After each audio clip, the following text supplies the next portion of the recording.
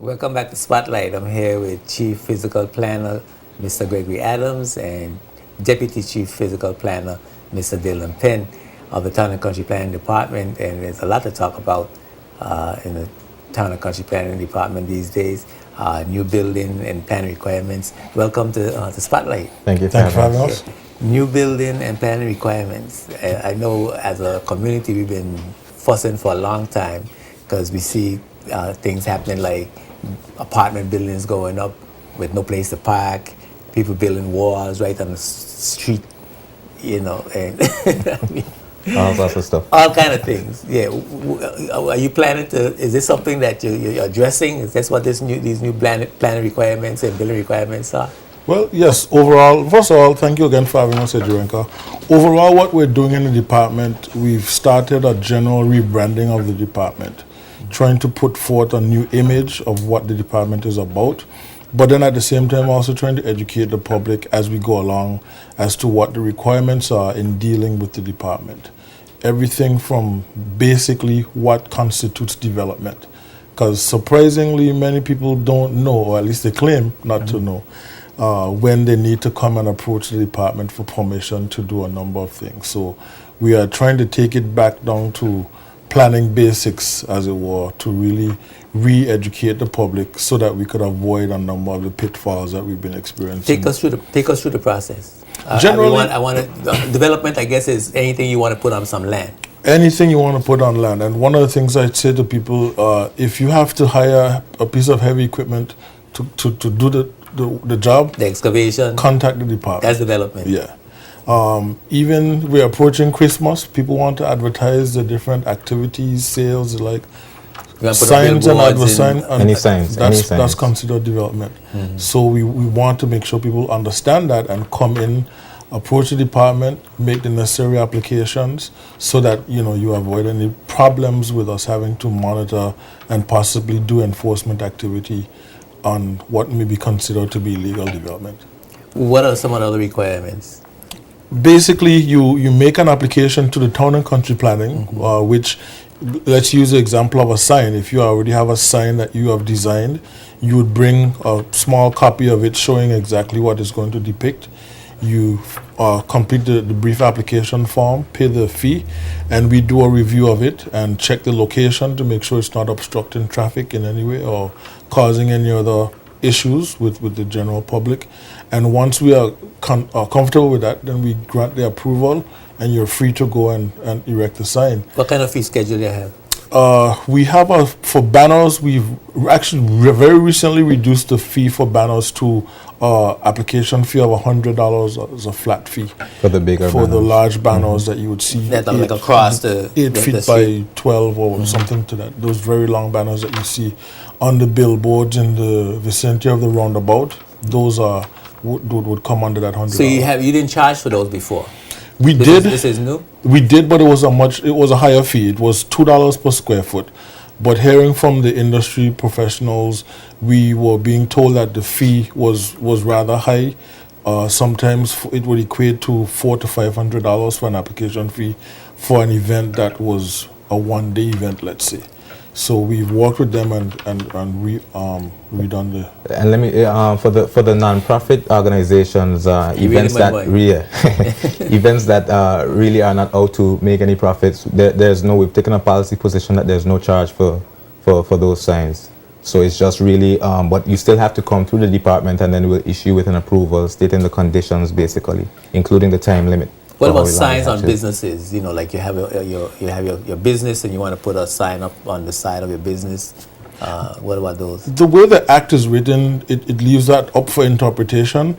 But as we speak, we are developing some brand new regulations that would address those smaller signs as well. They would also have to come in for regulation.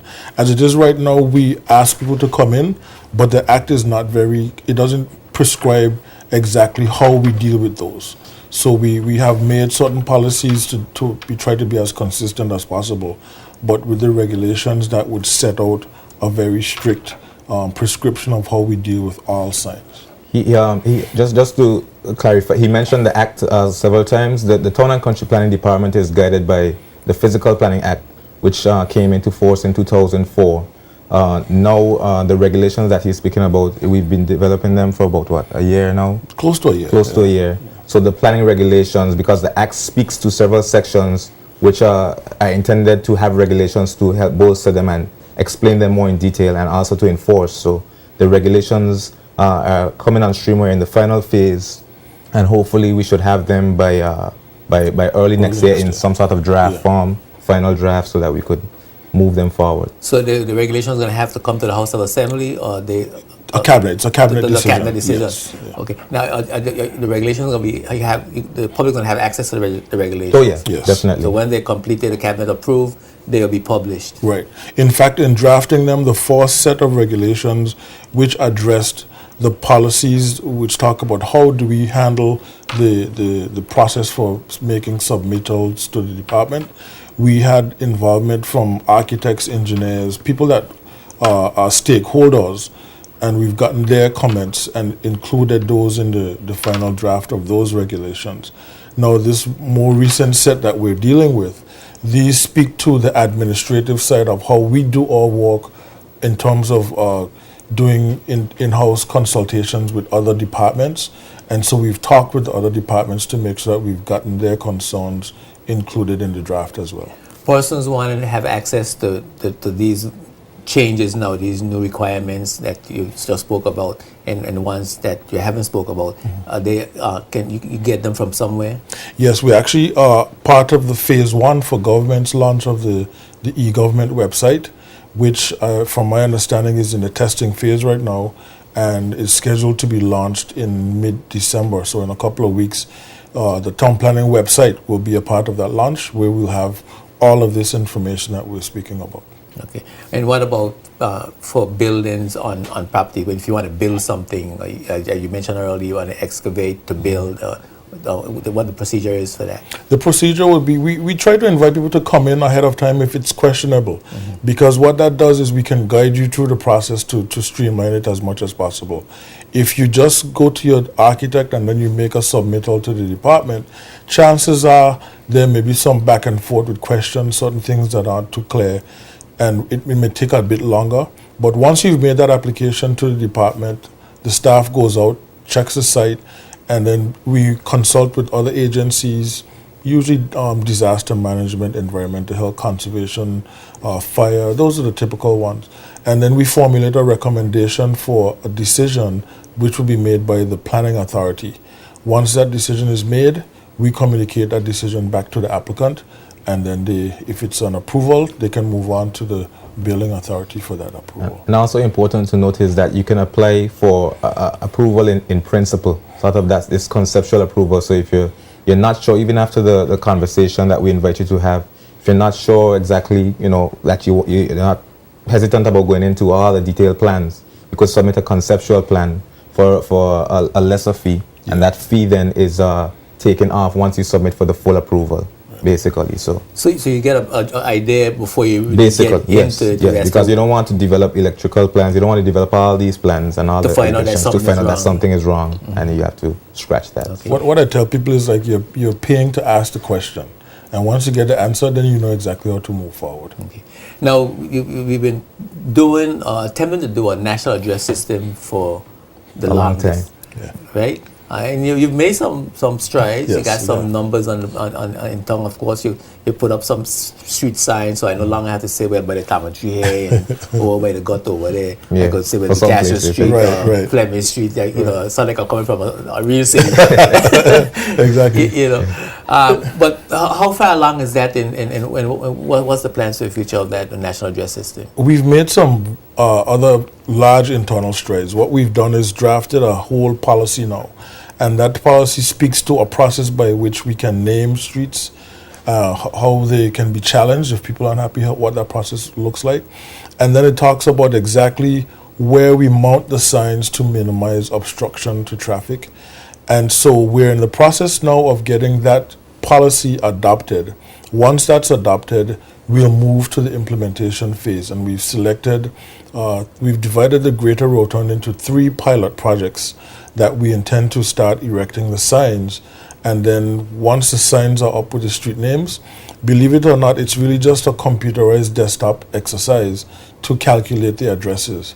Right now, if we were to go to my office, we have already calculated the addresses for the greater part of Tortola. So it's really just an issue now to get the street names ratified, mounted, and then we can start publishing addresses. Oh, cool. And at this juncture, I'd just like to really give thanks to our GIS department, GIS being not Government Information Service, but Geographic Information Systems, which I think we'll talk about in a bit. But those guys have been working tirelessly in our department to really get this national addressing system forward, get the information together, and really get the addresses sorted out. And while you mentioned it, we'll go right into it. The Geographical Information Service system is what exactly? Geographic Information System is basically a map making and analyzation software. So it goes further than just making maps of a place, but you could do with that software, you could analyze things about a place that allow you to plan more effectively, such as if you map, for example, the wetlands in an area, map them on the GIS, then you could immediately bring them up and calculate different things like the area, the size. And we've been most recently doing the building use survey, which we do, I think it's annually. It's an annual something where we actually go to every single building in the territory and really take down information about that building, map that building, so we could be able to pull up on our computer not just a picture of the building, but also information about how many floors, how many rooms. So it allows you to collect all this data so that you can have it at your fingertips if you need to do any analysis for planning. So okay, so then zoning should be coming pretty soon. That's the $1 million question. Actually, the step before that would be to have a comprehensive land use proposal for the entire territory. Because before you talk about zoning, which really is a legislative process, you need to have a vision as to how you would like to see the land use distribution set out. And once you've agreed on that vision, then the zoning would be the tool to make sure that you implement the land use vision. Okay. So maybe one day we'll have some form of zoning. I tell people if we go to what is traditional zoning, at this stage in our development, it may be difficult because we have so much on the ground, but they have recently developed what we call form-based zoning and other sort of hybrid formats of zoning that may come into play. Well, I mean, with all the homes that we're building, you say someday we'll get the zoning. I hope it's sooner than later, because we have persons building fabulous homes in the hillside. I wouldn't like for somebody to come put a mechanic shop, garage, or hot pen next to my house. You're absolutely right. That's definitely So we need to get that straight. No, but it's but even zoning in the strictest sense of the word speaks to really delineating basically what goes here and only this goes here and only that goes here. And planning now has moved more, and especially being in this particular island environment where you don't always have the flat land to delineate what businesses go here and only residential goes here. You have a lot of mixed use developments and mixed use areas, but it's really looking at compatibility of uses, so you don't end up basically with that mechanic shop next to your $1 million house that you build, and really looking at what's around the area before you approve something in an area. Yeah.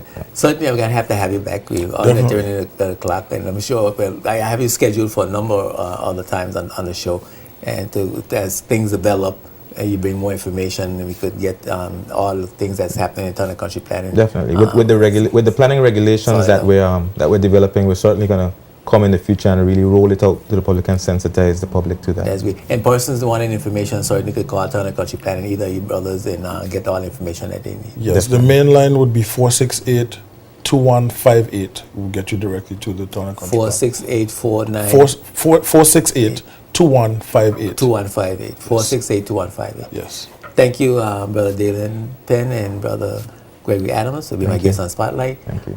Hoping to have you back again. Thank you. Thanks for being here.